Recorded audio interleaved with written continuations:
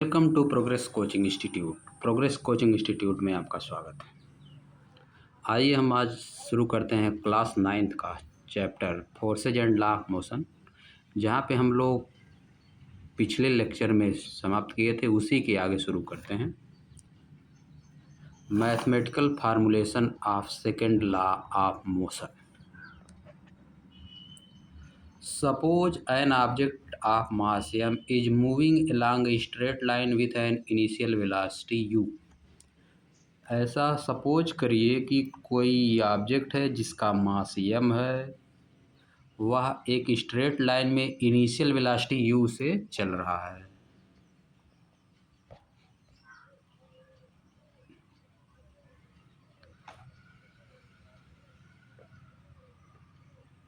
अब आगे देखिए, it is uniformly accelerated to velocity v। यह यूनिफॉर्म एक्सेलरेशन से किस वेलोसिटी पे पहुंच जाता है, v पे, इन टाइम टी समय में। टी समय तक चलने के बाद उसकी वेलोसिटी क्या हो जाती है, v, by the application of A constant force. एक कांस्टेंट फोर्स लगाने पे जिसका क्या नाम है, F, through out the time T पूरे समय टी एफ फोर्स लगाने पे उसका वेलोसिटी व्यू से v हो जाती। The initial and final momentum of the object will be. शुरुआत में उसका मोमेंटम इक्वल टू होता है मास इंटू वेलोसिटी। शुरुआत में उसका मोमेंटम कितना होगा, mu, एंड लास्ट में उसका मोमेंटम p2 इक्वल टू कितना हो जाएगा, mv रिस्पेक्टिवली। क्योंकि ऑब्जेक्ट वही है इसलिए मास सेम रहेगा, वेलोसिटी चेंज हो रही है, एफ फोर्स लगाने में वेलोसिटी चेंज हो रहा है, v से v हो जा रहा है इसलिए mv हो गया। द चेंज इन मोमेंटम में चेंज कितना हुआ, शुरुआत में p1 था और लास्ट में p2, तो द चेंज इन मोमेंटम कितना हुआ, p2 minus p1। The change in momentum equal to p2 minus p1। अब वैल्यू रख दी mv minus mv, m common ले लिए, v minus u। The rate of change of momentum, the rate of change of momentum जो है proportional किसके होगा, rate निकालना है। चेंज ऑफ मोमेंटम ये हो गया, लेकिन द रेट मतलब with respect to time. Rate किसी चीज़ का कैसे निकाला जाता है, विथ रिस्पेक्ट टू टाइम। यहाँ पे विथ रिस्पेक्ट टू टाइम लिया गया, momentum with respect to time. The rate change of momentum M V minus U V minus U by T से डिवाइड कर दिया गया। और the force applied, the rate of change of momentum equal to होता है force applied, F proportional M V minus U by T. F equal to K constant आ गया, proportional का चिन्ह हटाने के लिए एक कांस्टेंट लिया जाता है, या प्रोपोर्शनलिटी का चिन्ह अगर हटाना है तो कांस्टेंट लिया जाता है। हम लोग के लिए K M V minus U by T या V minus U by T A K equal होता है, हम लोग पिछले वाले चैप्टर में पढ़ चुके हैं। तो के इक्वल टू एम ए हो जाएगा। Here A proportional V minus U by T is the acceleration which is the rate of change of velocity। the quantity k is a constant of proportionality। quantity क्या है, constant of proportionality है, constant of proportionality। the SI unit of mass and acceleration are kg। SI unit mass और acceleration का क्या है, kilogram, and क्या है, metre per second square. The unit of force is so chosen. Force की unit ऐसे ली जाती है that the value of the constant के बिकम 1, कि कांस्टेंट जो के है उसकी वैल्यू 1 हो जाए। फॉर दिस, इसलिए इस कारण 1 unit of force is defined as the amount. एक यूनिट फोर्स कैसे डिफाइंड है, 1 unit of force is defined as the amount that produces acceleration of 1 metre per second in an object of 1 kg mass, that is 1 unit equal to K into one kg into 1 metre per second. thus the value of k becomes 1 from equation 8.3। यहाँ से k की value कितना हो जाएगा, यहाँ से निकालेंगे तो 1 हो जाएगा। F equal to M E. The unit of force is kg metre per second square. क्योंकि इसका जो यूनिट होता है kg और एक्सेलरेशन का मीटर पर सेकंड स्क्वायर होता है, और न्यूटन इसी को kg metre per second square को क्या कहा जाता है, kg metre second square minus 2 को न्यूटन, विच है द सिंबल एन, जिसको सिंबल एन से रिप्रेजेंट किया जाता है। The second law of motion का second law gives us a method, हमको एक मेथड प्रोवाइड करता है टू मेजर, मापने का, द फोर्स, बल को, एक्टिंग ऑन ऑब्जेक्ट, जो एक बल पे जो एक ऑब्जेक्ट पे लग रहा है उसको मापने का हमको मेथड प्रोवाइड करता है। Object as a product of its mass and acceleration, इसके मास और एक्सेलरेशन के प्रोडक्ट को ऑब्जेक्ट के। The second law of motion is often seen in the action in our everyday life. Second law of motion को हम अपने प्रतिदिन के जीवन में प्रायः देखते रहते हैं, एक्शन में इनको प्रायः देखते हैं। हैव यू नोटिस दैट, क्या आपने नोटिस किया है, वाइल कैचिंग ए फास्ट मूविंग क्रिकेट बॉल, तेज़ी से आती हुई क्रिकेट बॉल को पकड़ने के लिए a fielder in the ground, जो फील्डर ग्राउंड में होता है, gradually pull his hands backward within the moving ball, जो बॉल आ रही उसके पास उसको पकड़ने के लिए अपने हाथों को पकड़ने के लिए थोड़ा सा पीछे खींचता है। जब जस्ट बॉल उसके हाथ में आती है तो उसी समय थोड़ा सा पीछे खींचता है। इन डूइंग सो, ऐसा करने में, the fielder increases the time duration which high velocity of moving ball decreases to zero, time duration को बढ़ा देता है जितने समय में उसकी वेलोसिटी को जीरो होना चाहिए। दस इस प्रकार the acceleration of the ball is decreases, acceleration ball की डिक्रीज हो जाती है। एंड देयरफॉर, इस कारण से the impact of catching the fast moving ball is also reduce, इसलिए जो तेज़ी से बॉल आ रही है उसके पकड़ने का जो इफ़ेक्ट होता है, इम्पैक्ट होता है, यानी हमारे हाथों में चोट लग जाती है, उसकी संभावना कम हो जाती है। If the ball is stopped suddenly, अगर बॉल एकाएक रुक जाए, देन तब क्या होगा, its high speed decreases to zero, इसकी हाई स्पीड जीरो तक जाएगी in very short time metre, बहुत कम समय में। Thus the rate of change of momentum of the ball will be large, इसीलिए rate of change of momentum उसका बहुत ज़्यादा होगा। देयरफॉर, इस कारण से large force would have to be applied for holding the catch that may hurt the palm of the fielder, इस कारण से उस बॉल को पकड़ने में बहुत ज़्यादा फोर्स लगेगा हमारी हथेली पे, जो कि हमारी हथेली को हर्ट कर सकता है, चोट पहुंचा सकता है।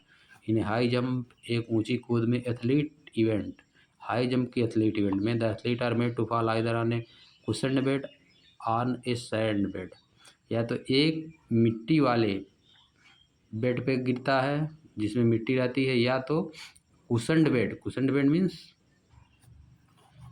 इन high jump athlete event, high jump की एथलीट इवेंट में जिसमें ऊंची कूद होती है, the athlete are made to fall, athlete कहाँ पे गिराया जाता है जब कूदता है हाई जंप में, either on a cushion bed, ऐसे बेड पर जो कि रुई से बनाई रहती, कुशन बेड मतलब आरामदायक बेड जिस पे ऊपर से गिरने पे चोट ना आए, और ऑन ए सैंड बेड, या तो मिट्टी के बेड पे गिराया जाता है, मिट्टी मतलब मिट्टी, भुरभुरी मिट्टी, भुरभुरी मिट्टी रहेगी उस पर भी चोट नहीं लगती। This is to increase the time of the athlete fall to stop after making the jump, ऐसा इसलिए किया जाता है ताकि जब एथलीट ज़मीन नीचे गिरता है तो जब वह नीचे आता है उस समय उसके टाइम गैप को बढ़ाया जा सके, जब गिरेगा तो थोड़ा सा धंसेगी, धंसेगी तो चोट कम आएगी। बेड अगर कुशन्ड बेड रहेगा तो थोड़ा सा धंसेगा अंदर, उस पर गिरने पे तो चोट कम आएगी।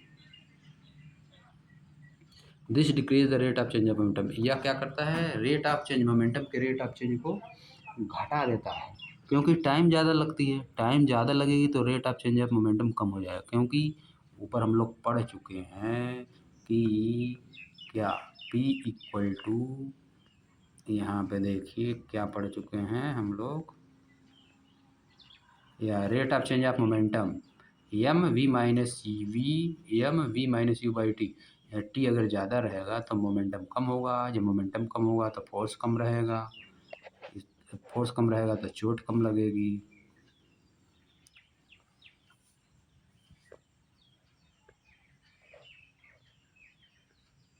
अब आ जाइए आगे, हम लोग चलते हैं जहाँ पे हम लोग पढ़ रहे थे।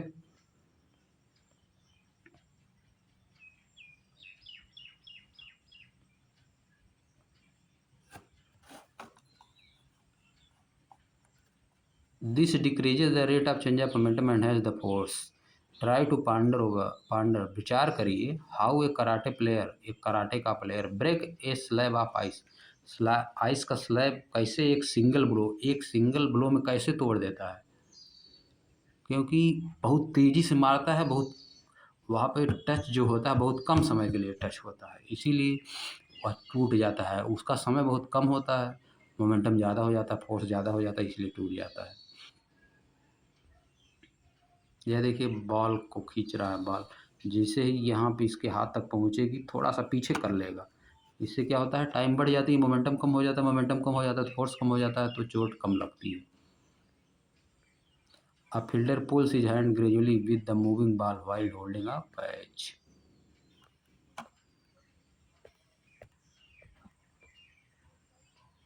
अब आ जाइए हम लोग देखो the first law of motion can be mathematically stated from the mathematical expression for the second law of motion equation. First law of motion को मैथमेटिकली कैसे स्टेटेड किया जाता है, कैसे व्यक्त किया जाता है इन mathematical expression of the second law of motion, second law of motion से। एफ इक्वल टू एम में वी नो दैट जान रहे हैं, एफ इक्वल टू हो जाएगा एम, एक वैल्यू रख दो V minus U by T, तो क्या हो जाएगा एफ टी इस तरह multiply M B minus M B, that is when F equal to zero तो वी इक्वल टू यू हो जाएगा for whatever time T is taken, कौन सा समय टी लिया जाए, टी इक्वल टू जीरो जब हुआ तो वी इक्वल टू यू।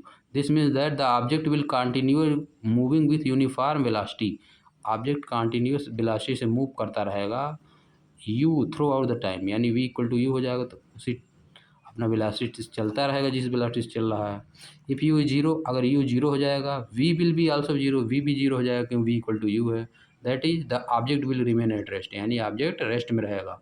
यही है आपका फर्स्ट लॉ ऑफ मोशन जो इतना है, if an object in state of rest it continue in state of rest, if an object in state of motion it continue its state of motion unless not disturb by some external forces.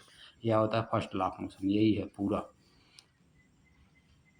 लिखा है। This mean that the object will continue moving, object move करता रहेगा uniform velocity से, किस velocity से U throughout the time T. If U is zero, अगर U zero हो गया then V will be zero, that is the object will remain at rest, अगर rest में है तो रेस्ट में रहेगा, अगर चल रहा है तो चलता ही रहेगा अगर उस पर लगने वाला फोर्स जीरो हो, या first law of motion. Question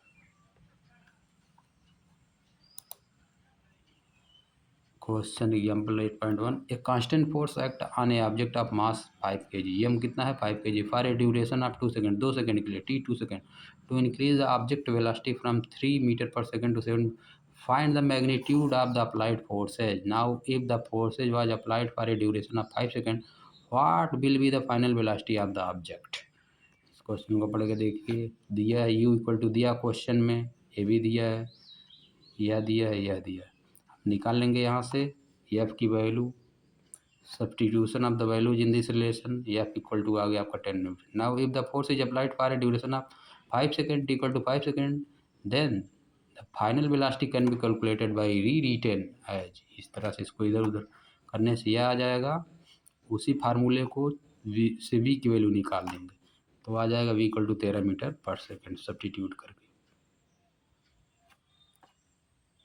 अब 8.2 पे आ जाइए, which would require a great force accelerating a 2 kg mass at 5 meter per second or a 4 kg mass at 2 metre per second. किसमें ज़्यादा बल की आवश्यकता होगी, 2 किलो का कोई चीज़ है उसको 5 मीटर पर सेकेंड से चलाया जाए उसमें ज़्यादा फोर्स लगाना पड़ेगा, या 4 kg की चीज़ को 2 मीटर पर सेकेंड की स्क्वायर से चलाया जाए उसमें ज़्यादा बल लगेगा। हम रख देंगे एफ इक्वल टू एम में, यह देखिए आ गया 10 न्यूटन, इस कंडीशन में 8 न्यूटन लग रहा है, यानी अपॉन 10 लेटिंग 2 kg मास रिक्वायर ग्रेटर फोर्स, इसमें 10 न्यूटन लग रहा है इसमें 8 न्यूटन लग रहा है।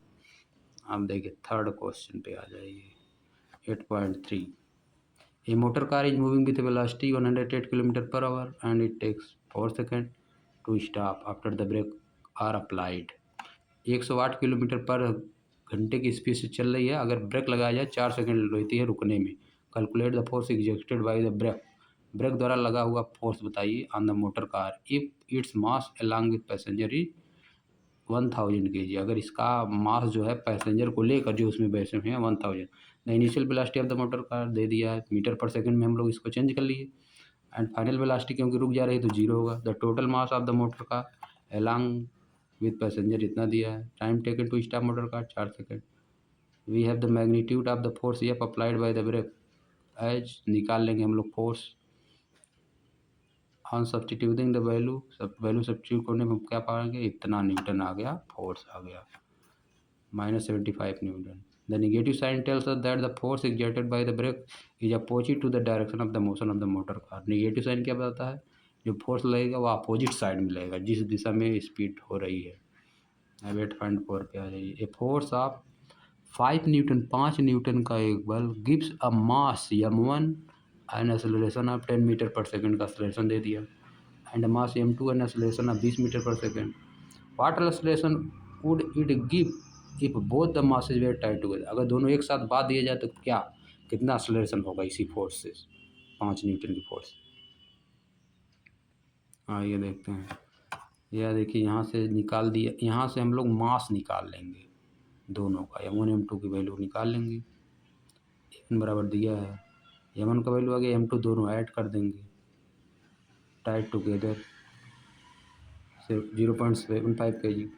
The acceleration A produced in the combined masses by 5 Newton force would be A equal to F by M। आ जाएगा आपका इतना 6.77 metre per second square. The velocity time graph of A ball of mass 20 gram moving along a straight line on a long table is given। यह देखो 20 ग्राम का velocity time, velocity इस पे है, time इस पे। वेलोसिटी कहाँ क्या है? 20 मीटर पर सेकेंड, और यहाँ पे जब वेलोसिटी 0 है तो टाइम क्या हो गया? 10 सेकेंड, यानी एक्सेलरेशन रिटार्डेशन हो रहा है, कम हो रहा है, वेलोसिटी कम हो रही है। How much force does the table exerted on the ball to bring it rest? The initial velocity of the ball दिया है, यहाँ से शुरुआत हुई है 20 मीटर पर सेकेंड।